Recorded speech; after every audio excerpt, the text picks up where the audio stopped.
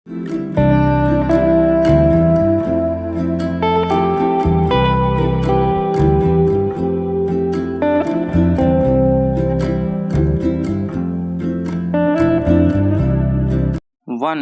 2, 3 start. प्रधानमंत्री की मिस्र यात्रा से दोनों देशों के रिश्तों में नई ऊर्जा लौटी है। पिछले 26 सालों में यह पहली बार था जब भारतीय प्रधानमंत्री मिस्र की यात्रा पर गए।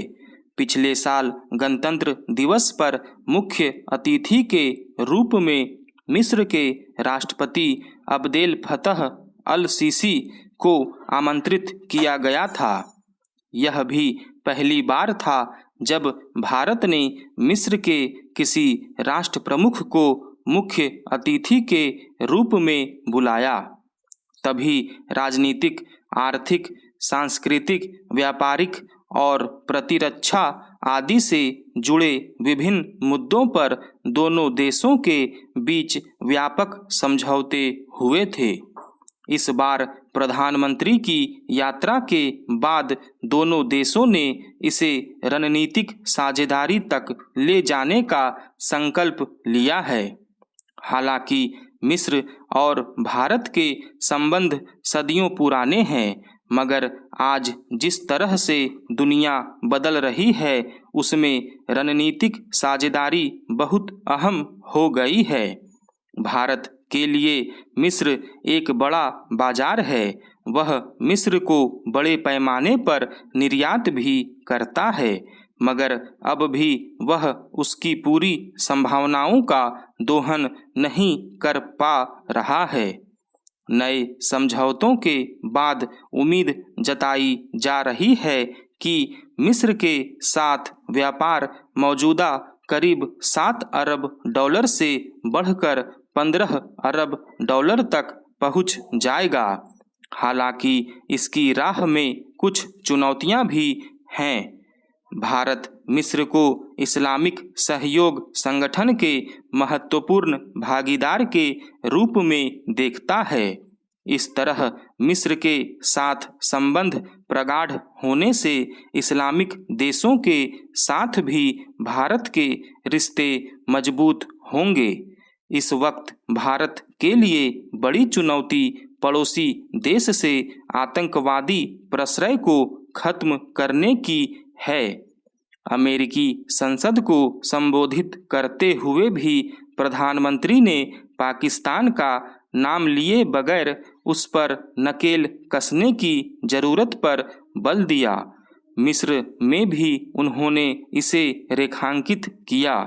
अगर मिस्र गंभीरता दिखाए तो पाकिस्तान से भारत को मिल रही आतंकी चुनौतियों को कम करने में काफ़ी मदद मिल सकती है।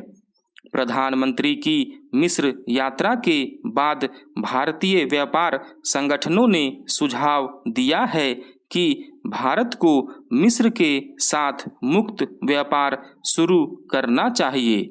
इस तरह मिस्र की व्यापारिक संभावनाओं का अधिक से अधिक लाभ उठाया जा सकता है।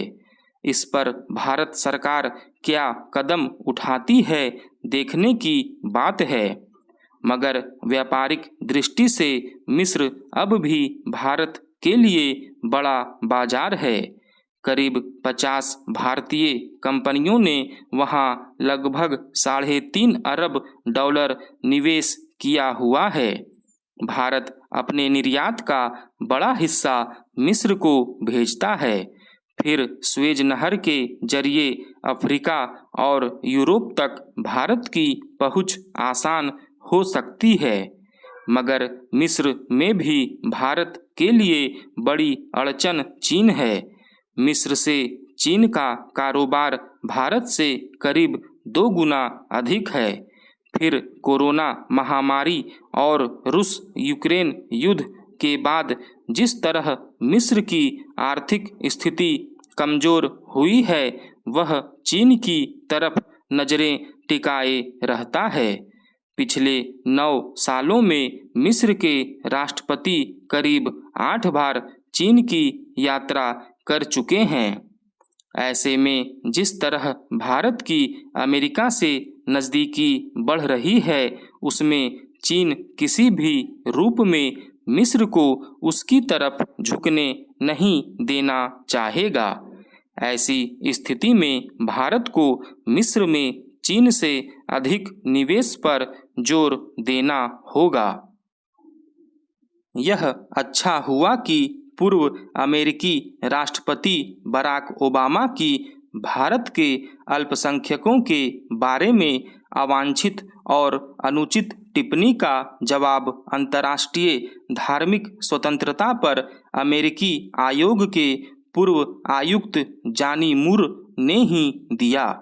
उन्होंने ओबामा को यह सही नसीहत दी कि उन्हें भारत की आलोचना करने के बजाय उसकी प्रशंसा करनी चाहिए, क्योंकि वह मानव इतिहास में सबसे अधिक विविधतापूर्ण देश है। वास्तव में भारत की विविधता दुनिया के लिए एक उदाहरण है।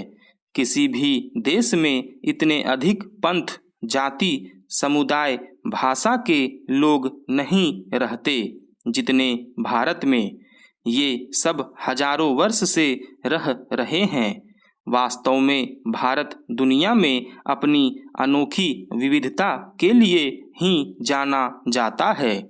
यह मानने के अच्छे भले कारण हैं कि प्रधानमंत्री नरेंद्र मोदी की अमेरिका में उपस्थिति के समय बराक ओबामा ने भारतीय मुसलमानों के बारे में जो वक्तव्य दिया वह प्रायोजित था। उसके पीछे सत्तारूढ़ डेमोक्रेटिक पार्टी की अंदरूनी राजनीति भी एक कारण हो सकती है, क्योंकि इसका कोई कारण नहीं बनता था कि जब अमेरिकी राष्ट्रपति भारतीय प्रधानमंत्री के स्वागत और सम्मान में पलक पावड़े बिछा रहे हों, तब बराक ओबामा को भारत को गैर जरूरी नसीहत देने की जरूरत पड़ती। ओबामा का कथित मुस्लिम प्रेम इसलिए और समझ नहीं आया क्योंकि राष्ट्रपति रहते समय उन्होंने मुस्लिम देशों पर भीषण हमले कराए थे। ये हमले नितांत अवांछित थे और इसी कारण अनेक लोग उन्हें युद्ध अपराधी कहते हैं।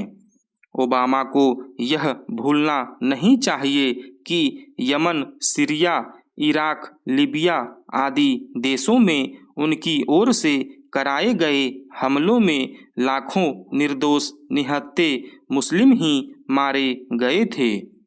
गत दिवस इसका उल्लेख वित्त मंत्री सीतारमन ने भी किया। इस पर हैरानी नहीं कि प्रधानमंत्री मोदी को कटघरे में खड़ा करने के लिए भारत में भी कुछ लोगों ने ओबामा के अनावश्यक बयान का उल्लेख किया। ये वही लोग हैं जो एक अरसे से यह माहौल बनाने में लगे हुए हैं कि भारत में अल्पसंख्यक और खासकर मुस्लिम निशाने पर हैं। ऐसे लोगों में राहुल गांधी भी शामिल हैं। ऐसे लोग जाने अनजाने उन भारत विरोधी अंतर्राष्ट्रीय ताकतों के हाथों में खेलने का ही काम कर रहे हैं, जो संकीर्ण राजनीतिक कारणों से भारत को बदनाम करने का अभियान छेड़े हुए हैं। इन ताकतों में कई जिहादी तत्व भी हैं जो पश्चिम में भी सक्रिय हैं।